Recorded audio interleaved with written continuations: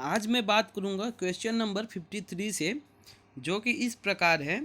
The extraction process where powder crude drug is kept in contact with suitable solvent for suitable time.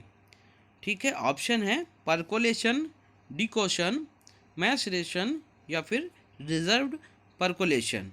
इसमें दिया गया है दोस्तों, the extraction process where powder crude drug, यानी कि जो हमारा पाउडर होता है, जो पाउडर फॉर्म में हमारा ड्रग होता है और वह क्रूड होता है, उसे हम जिस सोल्यूशन में रखते हैं या फिर जिस सॉल्वेंट में रखते हैं उस और एक निश्चित टाइम के लिए रखते हैं। ठीक है दोस्तों, ऐसा है कि मैं इसको सिंपल भाषा में बताऊं दोस्तों, तो कोई भी अगर पाउडर फॉर्म में ड्रग है और वह क्रूड फॉर्म में है, यानी कि प्रो ड्रग है, ठीक है, उसको हमें ड्रग बनाने के लिए एक कांटेक्ट में रखना पड़ेगा किसी भी सॉल्यूशन के एक निश्चित टाइम के लिए। तो इस प्रोसेस को क्या कहते हैं, यह क्वेश्चन में पूछा जा रहा है। तो 53 में जो हमारा राइट आंसर हो जाएगा वो दोस्तों ऑप्शन नंबर 3 है, जो कि मैसरेशन है। ठीक है, मैसरेशन अगर शब्द आए अगर एग्जाम में, ये भी पूछा जा सकता है कि मैसरेशन क्या है। ठीक है, तो आप लोगों को जो क्वेश्चन में दिया गया है वो उसको रिप्लाई करना है, यानी कि मैसरेशन एक ऐसा प्रोसेस होता है जिसे कि किसी भी ड्रग को हम किसी भी सोल्यूशन में एक निश्चित टाइम के लिए रखते हैं। ठीक है, यह हमारा राइट आंसर हो जाएगा मैसरेशन। 54 है, which of the following is used as a binder. यहाँ पे बाइंडर पूछा जा रहा है। ठीक है दोस्तों, ऑप्शन है टाक, स्टार्च, सेलुलोज, काइलिन। तो हमारा जो राइट आंसर हुआ दोस्तों ऑप्शन नंबर सेकंड है, जो कि स्टार्च है। स्टार एक तरह का बाइंडिंग एजेंट के तहत काम करता है। 55, विच of the following is N analeptic drug. ठीक है, यहाँ पे थोड़ा सा एरर है, कोई दिक्कत नहीं है, मैं तो बोल रहा हूँ ना दोस्तों, तो आप लोग ज़रूर समझेंगे। ठीक है, इसमें थोड़ा बहुत मिस्टेक हो गया होगा दोस्तों, टाइप करके ही तो बनाना पड़ता है क्वेश्चन। तो यहाँ पे दिया गया है which of the following is N analeptic drug. ठीक है, तो एनालेप्टिक ड्रग क्या होते हैं दोस्तों, यानी कि एनालेप्टिक ड्रग वो होते हैं दोस्तों जो कि हमारे सेंट्रल नर्वस सिस्टम यानी कि सीएनएस को स्टिमुलेट करते हैं या फिर सीएनएस को अफेक्ट करते हैं। वो इस ऑप्शन चलते हैं दोस्तों, कैफीन, निकेतामाइड, कोकेन, एम्फेटामाइन।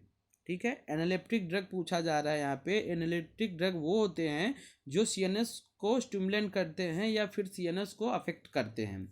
ओके, तो इसका राइट आंसर हो गया निकेतामाइड। ठीक है, निकेतामाइड हमारा राइट आंसर है। Next, which among the following is an anti filarial drug. बहुत इंपॉर्टेंट क्वेश्चन है दोस्तों, नोट कर लीजिएगा। Which one of the following is an anti filarial drug. यहाँ पे एंटी फाइलेरियल ड्रग के बारे में पूछा जा रहा है दोस्तों। प्रीवियस वीडियो में हमने एंटी फाइलेरियल या फिर फाइलेरियल के बारे में थोड़ा सा डिस्कस किया था। तो फाइलेरियल हमारा होता क्या है दोस्तों, कम्युनिकेबल डिजीज़ होता है। ठीक है, मैं इस चीज़ को फिर से रिपीट कर रहा हूँ। जो हमारा फाइलेरिया होता है या फाइलेरियासिस होता है, वह किस तरह का डिजीज होता है, कम्युनिकेबल डिजीज होता है। अब इसके ड्रग के बारे में इसमें पूछा जा रहा है, जो कि ऑप्शन में है DEC, FNH या फिर PAS फिर DDS। तो दोस्तों ये शॉर्ट फॉर्म में लिखा गया है। ठीक है, तो मैं केवल राइट आंसर पे ही बात करने वाला हूँ। तो 56 का जो राइट आंसर है वह हो गया हमारा ऑप्शन नंबर फर्स्ट, यानी कि DEC। ठीक है, DEC हो गया दोस्तों डाई एथिल, ठीक है, कार्बामेजीन। DEC मतलब डाई एथिल या डाइफेनिल कार्बामेजीन। नेक्स्ट है 57, दी शेड्यूल।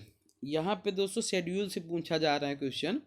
ठीक है, ध्यान दीजिएगा, बहुत इंपॉर्टेंट है।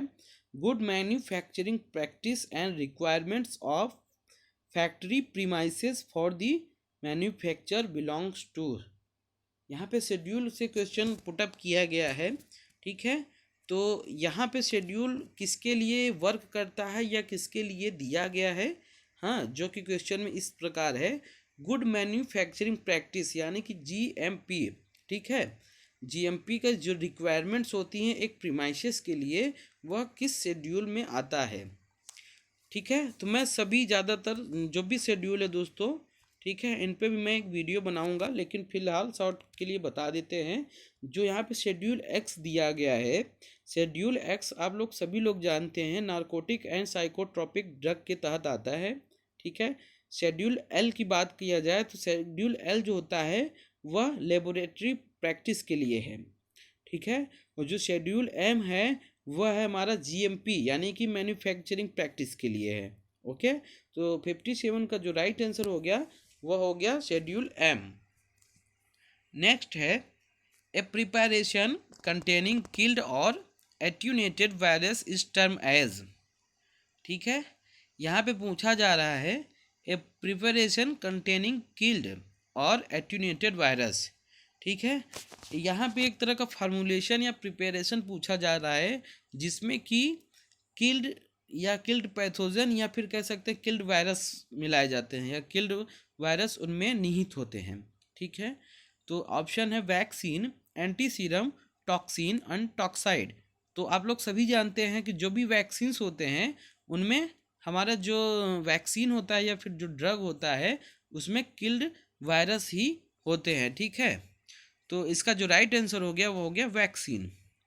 नेक्स्ट है डेप्सोन। डेप्सोन एक तरह का ड्रग होता है। ठीक है, डेप्सोन हमारा दवाई है यानी कि ड्रग है। Is used for therapy of, यह किसके लिए किया जाता है या किसके उपचार के लिए दिया जाता है। ऑप्शन है टीबी, अमीबीसाइड, लेप्रोसी, हेलमेंथियासिस। ठीक है, ट्यूबरकुलोसिस है, अमीबीसाइड है, लेप्रोसी है, हेलमेंथियासिस है। तो दोस्तों जो डेप्सोन ड्रग होता है उसे हम लोग लेप्रोसी में देते हैं। ठीक है, लेप्रोसी में या लेप्रोसी के थेरेपी में इसका इस्तेमाल करते हैं। नेक्स्ट है दोस्तों, नेक्स्ट है क्वेश्चन नंबर 60। यहाँ पे दोस्तों जो 60 क्वेश्चन है, कुकुरमोनॉइड्स आर प्रेजेंट इन। ठीक है, कर्क्यूमिनॉइड्स आर प्रेजेंट इन, जैसा कि आपको पता चल रहा है नाम से ही। ठीक है, कुकुरमा लॉन्गा।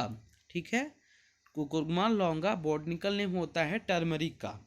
ठीक है, और जो यहाँ पे कर्क्यूमिनोनाइट्स है दोस्तों, तो यह केमिकल कंस्टिट्यूएंट्स होता है टर्मरिक का।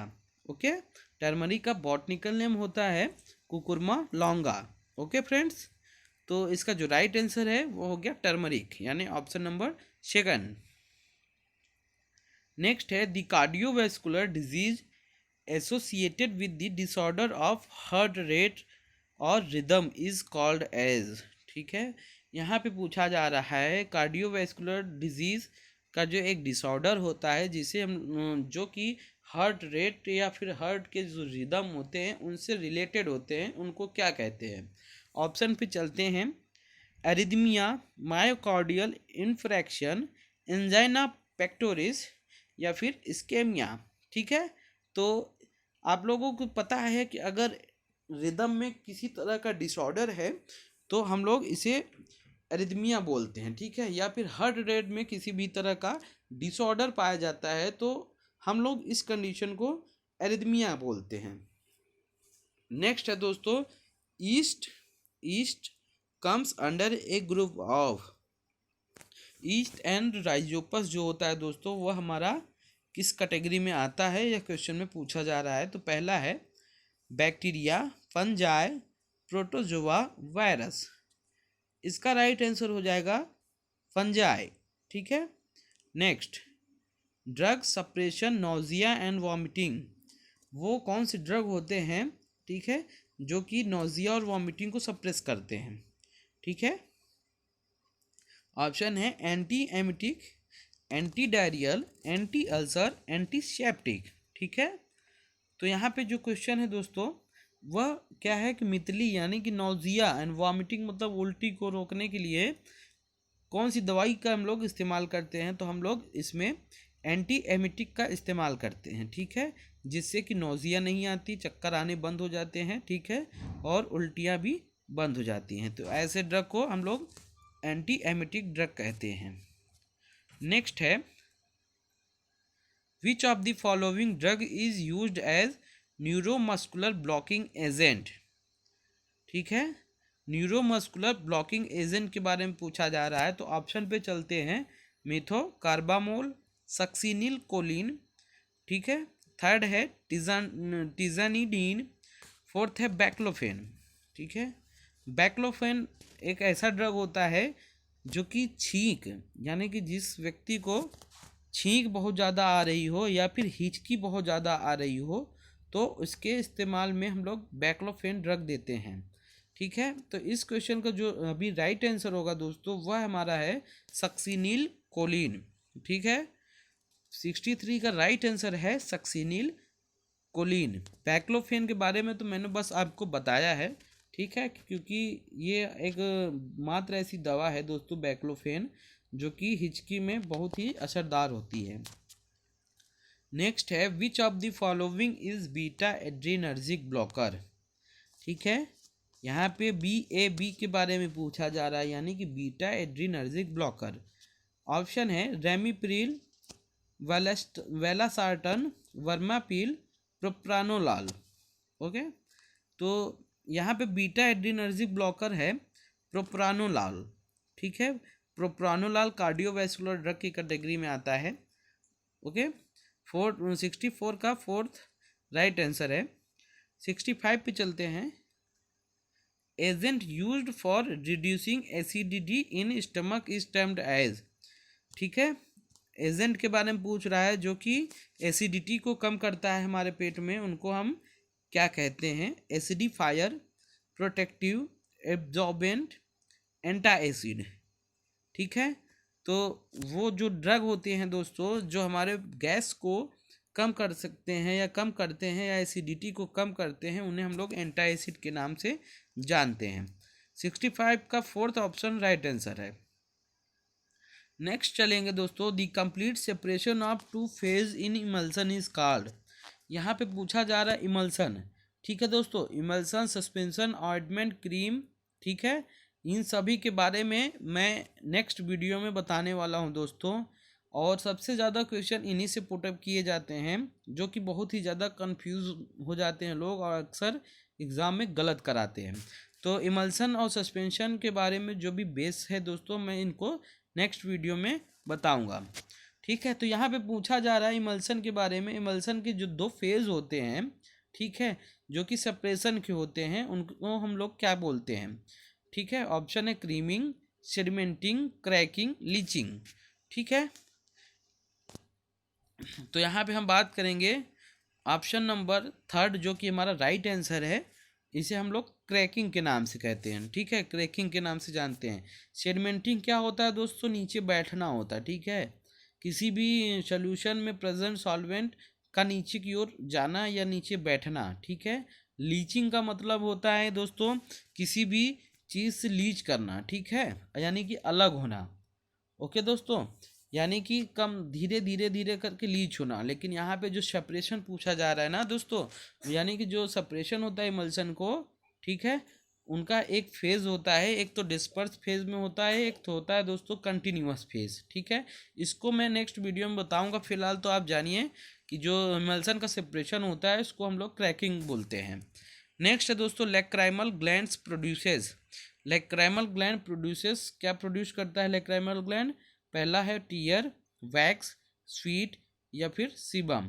तो लैक्राइमल ग्लैंड दोस्तों टीयर को प्रोड्यूस करते हैं। ठीक है, इसका राइट आंसर हो गया फर्स्ट, यानी कि टीयर। लैक्राइमल ग्लैंड हमेशा टीयर को प्रोड्यूस करते हैं। 68 है दोस्तों। ठीक है, जो कि इस वीडियो का आखिरी क्वेश्चन है। One among the following is an alkylating anti cancer drug. यहाँ पे एल्किलाइटिंग मीडियम में ऐसा कौन सा ड्रग है जो कि जिनका मोड एल्किलिटी हो, ठीक है, और एंटी कैंसर की कैटेगरी में आता है। ठीक है, तो इसका जो राइट आंसर हो गया दोस्तों वह हमारा ऑप्शन नंबर 2, यानी कि क्लोराम्बुसिल। ठीक है, क्या है?